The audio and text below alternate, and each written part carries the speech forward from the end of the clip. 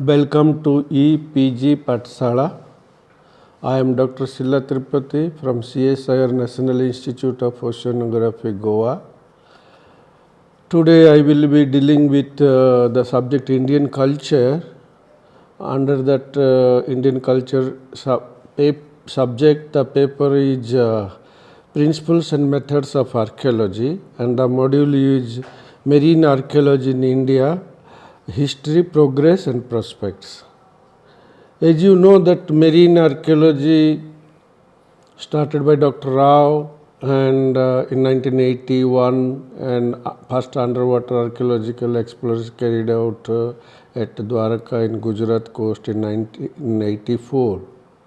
But before that, we should know what is marine archaeology and what are the sources and what is the objective.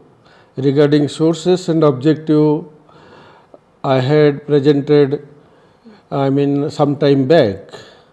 Now, after taking a decision where to undertake the work, we have to select a site. So similarly, over the period of time, we have worked both in the east coast and west coast. We have located shipwrecks and submerged ports and submerged settlements and trade centers, so and so forth. But before that, let me tell you once again what is maritime archaeology and what is shipwreck archaeology, all those things in briefly. You know that maritime archaeology is a discipline which includes the study of human interaction with sea, lake, rivers, and through that we have to study the type of ships, boats and their remains, ports, port installations, cargo, including the submerged landscape. We have to remember one thing, shipwreck study is not considered under the purview of maritime archaeology. And as you know, that India is having a long coastline that is 7,516 kilometers, and both on the east coast and west coast, including, as you know it, and the ports starting from Harappan period onwards, including east coast, those were developed along the rivers and their distributaries and which were suitable. See what is happening if we will locate some of our ancient Indian ports. For instance, either it is Dharani Kota in Andhra Pradesh, or it is say your some ports of Orissa like your Manikapatna and all those things. So those were little bit away from the sea, and because the lakes were suitable for navigation and the rivers were suitable for navigation. And in addition to that, the ports has also been noticed. Ports were there along the lakes and lagoons which were served as a sheltered place. Okay, sheltered place means those were suitable for loading, unloading the cargoes, and it is good for safe anchorage. Okay, and archaeological findings, literary sources, and pictographical evidences. You know what do you mean? What is the meaning of pictographical evidences? In the temples, in the stupas, and as well as in other monuments, you will get some designs of boats. Okay, designs of your other type of what is that called, say, foreign objects, like in Hampi, though it is a later period, you will see Arab traders were bringing horses. So it is evidence for our maritime trade with Arab countries in later period. Similarly, we have lot of other evidences in early historical period also. Okay, and so these sources corroborate the maritime trade contracts with other countries. But another aspect is there, that though we had number of ports, because of na- because of man-made as well as natural regions, those were declined or deserted. Those evidences are your naval warfare and cyclones, storms, earthquakes, shoreline change. These have been contributed individually or in a multifaceted way to declining the ports and maritime trade. And coming to the earliest maritime activities of India, as you know, the Harappans were the first mariners of the Indian subcontinent. Okay. And during Harappan period, we are having the trade evidences with Egypt, Mesopotamia, including Persian Gulf countries. And you might have come across in the, in your this one, during your study period that Persian Gulf seals have been recovered from Lothal. Okay. Similarly, Gujarat pottery or Harappan pottery has been found in Oman and other those sites. So that is one evidence. And secondly, we do not have during Harappan period the evidences of trade contracts along the east coast of India with other sites, other parts of the world. But no doubt the maritime trade of east coast of India started much before the Christian era, and after the declining of Harappan civilization, it is not that the trade system declined, it became slow. Okay, because we have lot of late Harappan sites where we are having lot of evidences. And similarly, in later period, we have that means early historical period we have trade contacts with Romans and Southeast Asia, and in later period we have direct trade contacts, evidences particularly with Arab world. And the ports of east and west coast of India had trade contacts with Southeast Asia, Persian Gulf and Red Sea coast. What happened? We have clear evidence of maritime trade with Southeast Asia and Red Sea coast during early historical period. But in 12th century AD, when the power of the Cholas declined, and during that time the Arabs very strong in the maritime trade with India as well as Southeast Asia. So they took the advantage and they dominated the maritime trade. And after 12th, 13th century AD, Arabs were the real mariners in the Indian Ocean region. No doubt Indians were also there, but the power was with the Arabs. And in later period, the Dutch, Danish, British, Portuguese came, and the Portuguese were the first European power who came to India, and they had a settlement in Kerala, then Goa. And all these European powers, they first came as a traders, and they conquered India, and they ruled up to till the 20th century. Coming to the beginning of maritime archaeological studies, I had told you earlier it started in 1981, and Dr. Rao started. And in this discipline, what happened? It was you know that maritime archaeology in the world scale, in the world, in the global, it started in 1960-61, and in India it started in 1981.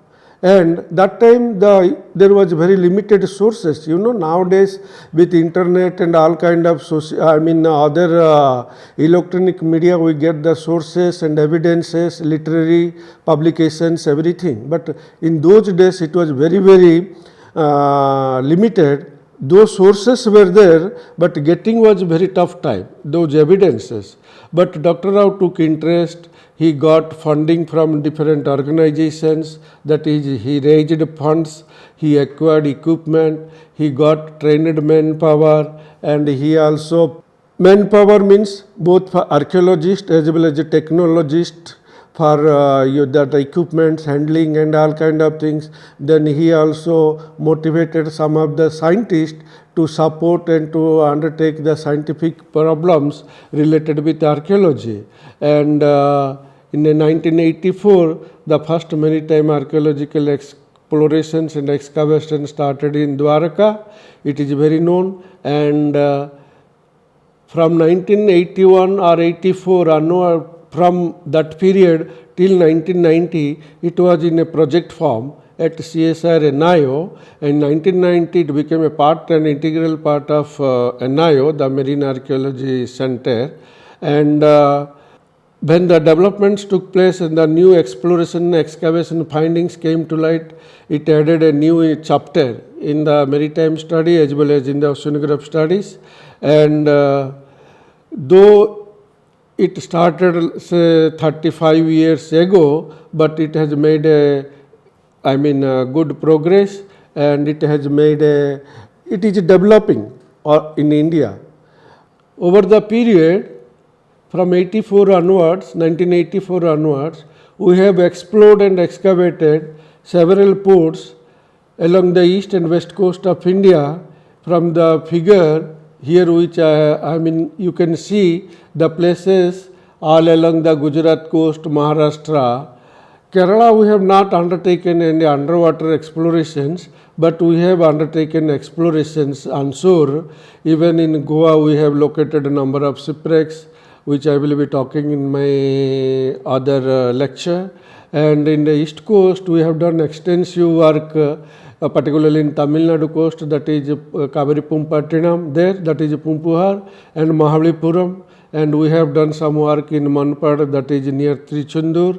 Okay. And coming to, unfortunately, we have not done any underwater explorations in Andhra coast, but we have done extensive survey in the northern Andhra coast, that is your Dantapura area and Kalingapattanam area, and along the Orissa coast, we have explored Manikapatna and along the Chilika coast, and we have not done anything in the West Bengal coast. As you know that there was a port called Calcutta Patna. It is around 5 to 8 kilometers away from Konark, and that was a port datable to 13th, 14th century or 12th to 14th century. And during Ganga dynasty, this port was progressed, and the excavations conducted by Archaeological Survey of India, there they had got Chinese coins as well as Chinese pottery, some structural remains. But one interesting thing what we noticed during our survey, that the river Kusabhadra is encroaching or eroding the site, that is the port site. And if you will see the pictures what I have projected there, see terracotta ring bells and other pottery remains you can see along the river bank. And another thing what we noticed, during high tide, because it is the estuary area, during high tide the river water increases and it erodes the river bed, the river bank. So whatever the archaeological remains, that is the pottery, terracotta ring bells, beads, and all those things are washed out, and subsequently you will find them on the river bank, and slowly it is going into the river itself. So we are losing this evidence, and this is the first time we noticed in this Calcutta Patna, and in this regard we have done some work also, and the literary evidences suggest that Calcutta Patna was extended to a vast area, and it is a single culture period, that is 12th to 14th century, and belongs to Ganga period. And coming to Chilika area, there is a port called Manikapattanam. The same thing we noticed terracotta ring bells and Khorosti inscription on pottery and a stone mold.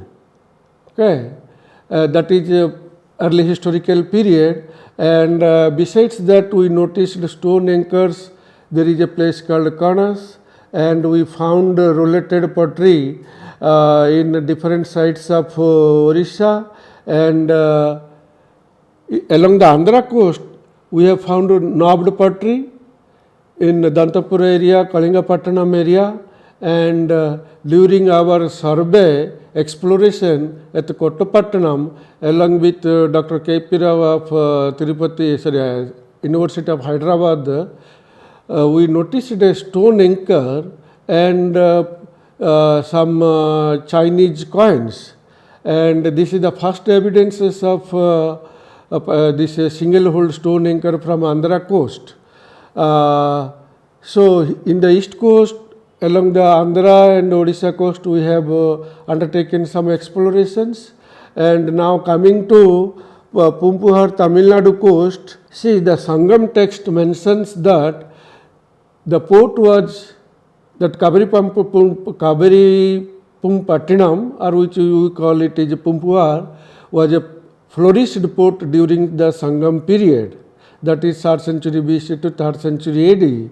And subsequently, according to the legends, Manimekhalai, the king of Chola dynasty, because of anger or something, or because he forget, there is a legend. It states that God Indra got angry and he swallowed the Pumpuhar city.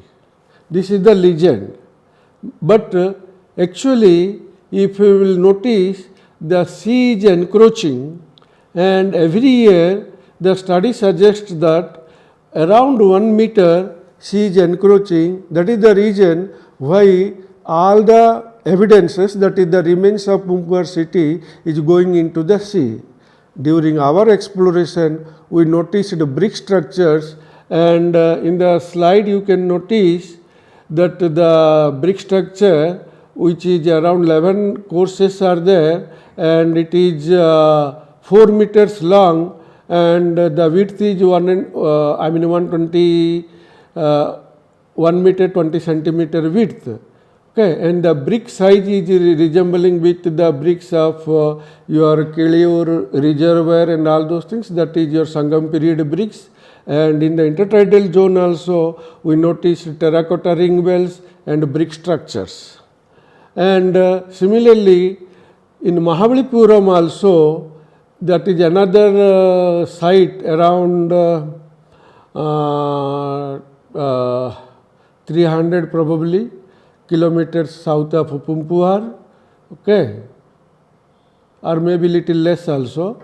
The Mahabalipuram, the tradition or the legends, the people story says that there were 6 to 7 temples were there in Mahabalipuram coast, and only one temple is existing, that is the shore temple, and the remaining all are submerged. And during our survey, around 1 kilometer stretch area, we noticed a number of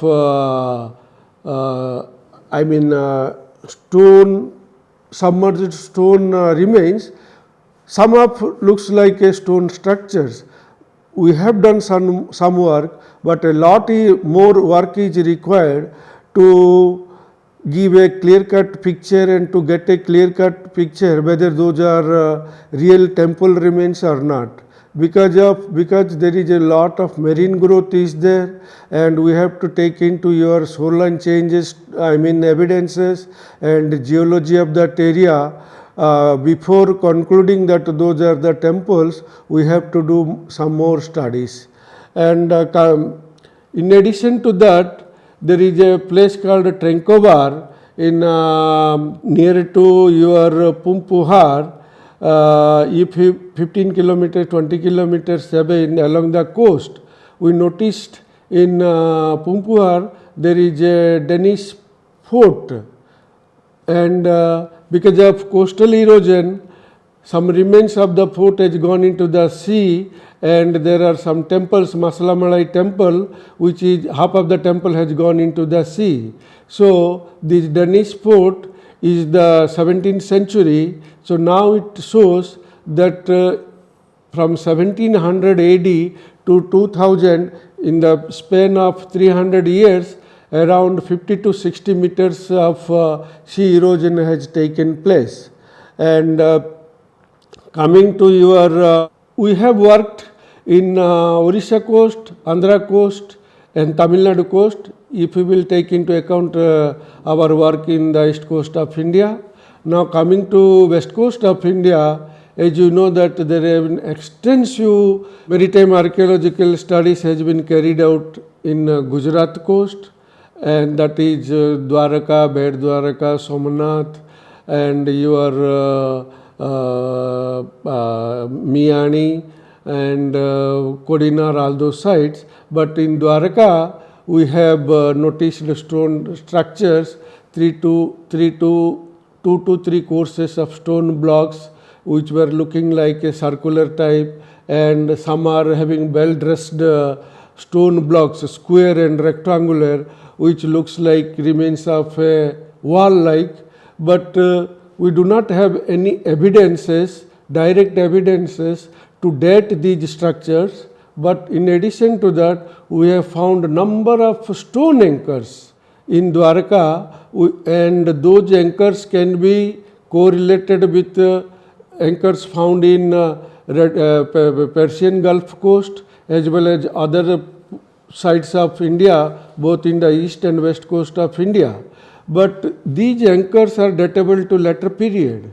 Okay, but we do not have any substantial evidence to date the structures of Dwaraka. Moreover, during Gaikwad rule, Siaji Gaikwad, there is a reference that he had constructed a dock and a wharf-like thing. And before dating to these structures to any period, we should not forget, or we should not we should not ignore the construction of Siaji Rao before dating to these structures. And there is another site very close to Dwaraka, that is Rupan Bandar, 3 to 4 kilometers from Dwaraka, the Rupan Bandar, we have found similar kind of structures which are resembling with Dwaraka structures. Okay. In addition to Dwaraka, if we will take Dwaraka, based on the findings, Dwaraka remains are, Dwaraka was an early historical port, lot of evidences are there. Okay. After Dwaraka, we carried out explorations in Somnath waters, and we found a lot of rock cut channels in Somnath waters. Probably those have been formed because of the coastal current or strong wave action. Because in some places we have noticed these rock cut channels, but not everywhere. And in addition to these rock cut channels, we have found varieties of stone anchors, those Indo-Arabian type and your composite and single hole type. But Somnath is the site where we have noticed number of single hole anchors. Okay, those, and that is called. There are number of theories, and similar kind of stone anchors, single hole stone anchors, have been recorded in Oman waters also. And in addition to that, Somnath, we have worked Mool Dwarka, Miani and Bisbara. Here we have got the evidences of anchorage, because there are creeks. So whenever the ships were coming during low tide, if they cannot enter into those creeks, they were anchoring in the mouth of those creeks. Because this evidence we came to know based on the finding of number of anchors at Miani and Bisbara, because there are creeks and which were once upon a time as a sheltered place. And Mool Dwarka, it is also in the text it is mentioned, it could be also one of the Dwaraka, belongs to Mahabharata period. So to unearth any evidences if is there or not, we carried out explorations, and there also we found a composite type of stone anchors. So Mool Dwarka, Miani and Bisbara, we have not found any structural remains, only we have recorded composite Indo-Arabian type of stone anchors. And in addition to that, coming to the Maharashtra coast, Dabol, it was a early historical as well as Arab time, that is 12th 13th century, it was a port. Interestingly, there is a jetty. For the expansion of the jetty, the government of Maharashtra started dredging near the jetty. During dredging, they found Indo-Arabian type of stone anchors. They have found 4 stone anchors. Okay. Where after getting the information, we had gone there, we recorded these stone anchors. Fortunately, in 2 stone anchors, we found remains of wood. Those were used for the flukes. Okay. And we did the carbon dating, and the date is 590 plus minus 90 and 600 plus minus 70. That means around 500 to 600 years old. So that means 14th to 15th century AD. Okay. So during this time, these Indo-Arabian anchors were used extensively in the Indian Ocean region. And in India, for the first time, we have noticed wood remains in the anchor. Similarly, in Gale harbor of Sri Lanka, they have also found Indo-Arabian stone anchors with wooden fluke remains, and the period is also same. More interestingly, in Dabol, in a temple on the jetty, a temple is dedicated to Lord Shiva. But the interesting part was that there, in front of the Lord Shiva's image and linga, they have erected one British admiral type of iron anchor, and they are worshipping to that anchor, and they are calling it is a Loyaleshwar. Loyola means in Marathi is a anchor. So here another evidence of worshipping anchor by the mariners, and they worship the Lord Shiva in a form of anchor, and before they setting sail to the sea. So here there is a very, good piece of information from Dabol. And coming to, in Maharashtra, we have also worked in Vijayadurg. You know that Vijayadurg was a port. It has been referred by Ptolemy and Periplus and all those travelers, but it was ancient port, but its prominence came to limelight during Maratha period. And Shivaji had constructed a port. Later period, these Angres, they developed it, and a number of naval battles has fought between Britishers and Marathas. And the marine records also suggest there are some shipwrecks of Vijayadurg waters. With this objective, we carried out offshore exploration, and during our survey, underwater survey, we noticed a structure. Okay, it is a stone, it is a laterite structure in the sense it is man-made, but it is not any systematically constructed. What has been done, they have dumped various sizes of laterite blocks which is found, which is available nearby, and they have that is around we have noticed more than 100 meters of long, that one, and the width some places is go to 7 meters, 5 meters, and the height is some places 3 to 5 meters. The purpose was probably for 2 objectives they had constructed the wall-like thing. One is the British ships very very big, and their hull is also same size, because there will be 3 to 4 meter of the hull size. This one will be their water depth. So when the ships were coming close to the Vijayadurg fort for attacking, they have to come close. During those days, they were using only cannons. So far up places, it was not effective so much. So British ships have to, if they want to attack the fort, they have to come close nearer to the fort, and when they will come, the structure will strike against the boat. That was one strategy probably. for that purpose they had built, and the second was to protect the fort from the current and wave action, because during monsoon the wave action became so strong in that west coast, so that could be one of the reason to protect the Vijayadurga fort.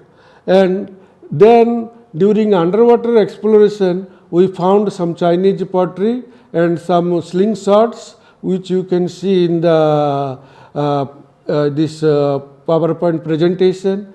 Moreover, we have noticed a dockyard which was a tidal dockyard built by Angrez, and it can hold up to 500 ton ships, and its length is 110 meters and width is 75 centimeters, and it was a tidal dock, because during high tide the Bhagatana river water goes, and during that time they can take the ships for repair and maintenance. Okay. In addition to this dockyard and underwater thing, during our survey inside the fort, we noticed around 8 Indo-Arabian type stone anchors which have been used in the lintels. You can see in the picture and how strategically they have used, and in Maharashtra, particularly from Vijayadurg, and there is another side Sindhudurg, we have found reuse of stone anchors. Okay. And interestingly, we have found only one composite type of stone anchor from Vijayadurg. And in addition to Vijayadurg, we have worked in Sindhudurg. Sindhudurg was also fort built by Maratha period, and it was also there, inside also there is a habitation site, and there is a jetty, because you cannot go to the fort. If you want to go to the fort, you have to take a small country boats, and it is in the water. The fort is built in the sea itself. Okay, but during low tide, the whole patch of rocks you can notice, but if you want to go there to the fort, you have to navigate very properly to reach, and there is a small jetty. And during our exploration, we noticed composite type of stone anchors, and your Indo-Arabian stone anchors has been embedded on the platform of the jetty, and even they have used one very long Indo-Arabian type of stone anchor as the door seal of the fort.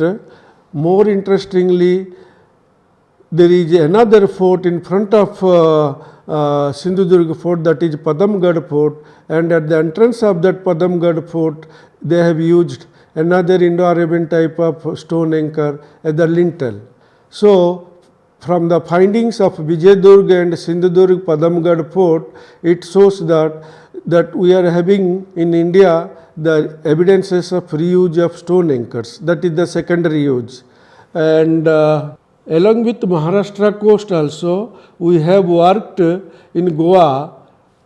We have found a number of shipwrecks, as I told you, but besides shipwrecks, there is one site called Gopakapattanam, and which was the Kadamba period port. In after 8th-9th century, the Kadambas shifted their capital from Chandor to Gopakapattanam, and almost every literature suggests that Gopakapattanam was a port, and there is no doubt it was a port, but our objective was to locate it. In Gopakapattanam, that is called Agassi area in Goa, during our survey, we noticed number of laterite stone walls, and some of the walls are going more than 1.5 kilometer, and at some distance of each wall, we found some kind of structures which appears like a bastions,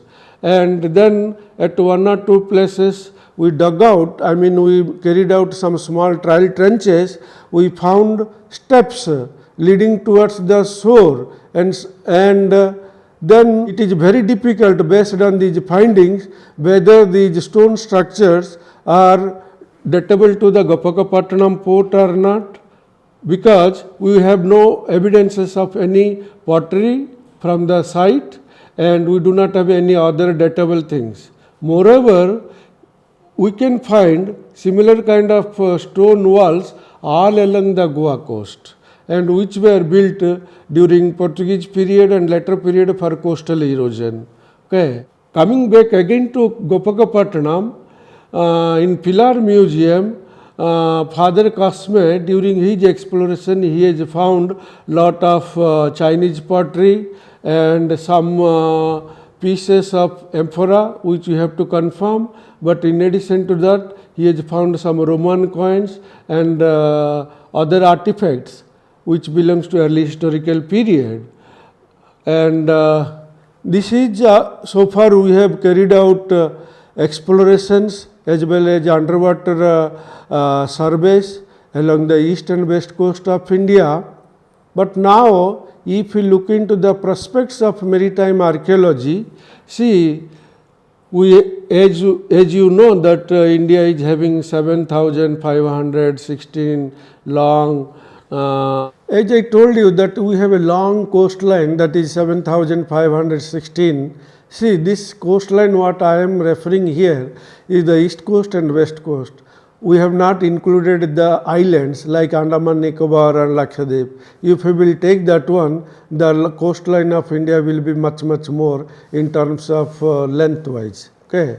And if you will see the record, there were number of ports, because when we are talking about the prospects of marine archaeology, we have to see how in the in such a big country, particularly in the coastline as far as is concerned, and there were number of ports from Harappan period up to your European rule, and some has been identified, some of the ports has been identified, some are yet to identify, okay, and some has been not been identified because of some lack of exact substantial evidences. And no doubt this maritime archaeology is a very promising discipline in India, and it requires a lot of time, manpower, funding and energy to excavate, to locate other ports and other coastal settlements. Okay. Then only we can reconstruct the maritime history of India, and we can also understand the maritime contacts of India with Southeast Asia, Persian Gulf and Red Sea coast. Because what work has been done, it is providing some information, but much more can be brought to light if you undertake much more exploration.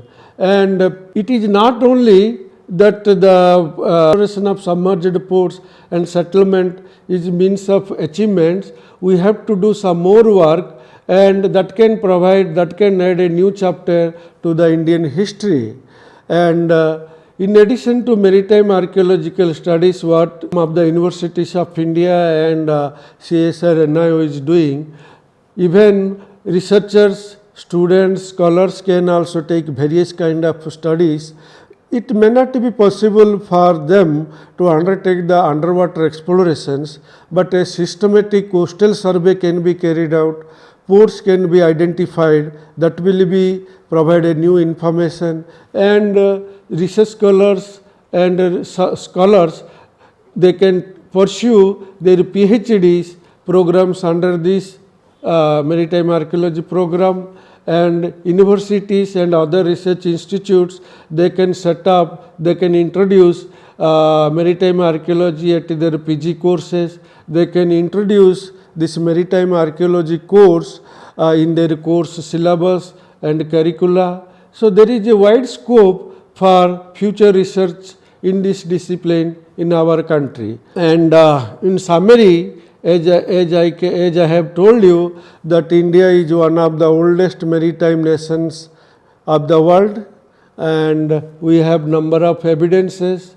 either it is archaeological or epigraphical or pictographical, or it is a traveler's account, and we have evidences of shipbuilding, trade and commerce also.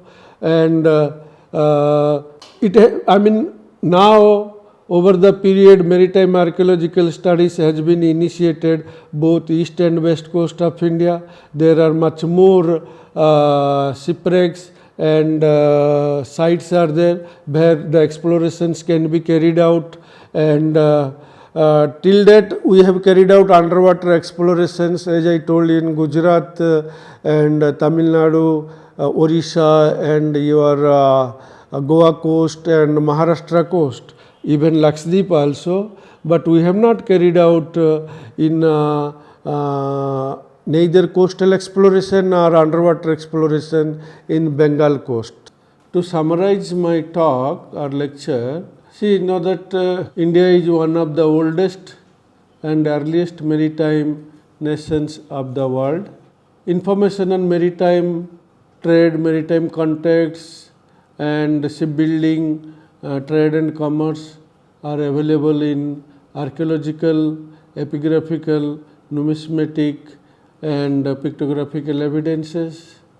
Over the period of time, we have carried out explorations of submerged ports, your submerged settlements along the east and west coast of India, but still there are some sites which we have to do. We have to undertake the exploration and excavations both in the coastal and in underwater, and some of the ports and ports of India both along the east and west coast which has been not located due to some reason, that also we have to do it. And these maritime archaeological studies has been carried out, including onshore explorations all along the east and west coast, except particularly we have not gone from our institute to undertake any explorations in West Bengal coast as well as Andaman and Nicobar's. Okay, and before